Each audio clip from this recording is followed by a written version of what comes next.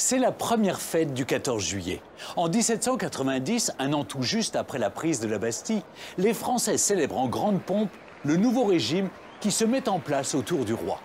Pour fêter l'unité retrouvée du pays, mise à mal par la Révolution, une grande cérémonie est organisée au Champ de Mars.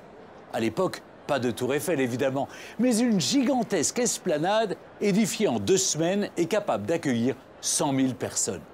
Le 14 juillet, les délégués des 83 fédérations, nos actuels départements, défilent, malgré la pluie et l'orage, au son des tambours.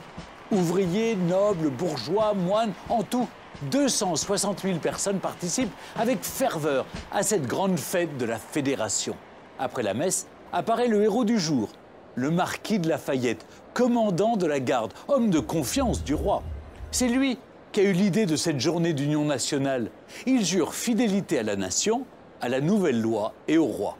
Sur la tribune, Louis XVI et Marie-Antoinette font bonne figure. Le roi, dont le pouvoir est maintenant sévèrement encadré par l'Assemblée, prête serment sur la nouvelle Constitution, sous les acclamations de la foule. La fête se poursuit toute la nuit. Les bals populaires ont un grand succès. Mais cette euphorie sera de courte durée. Dans les années qui suivent, la Révolution basculera dans la terreur. Le roi et la reine seront exécutés, ainsi que des dizaines de milliers de Français. Plus personne ne célèbre alors le 14 juillet. Et il faudra attendre 1880 pour que ce jour devienne la fête nationale française.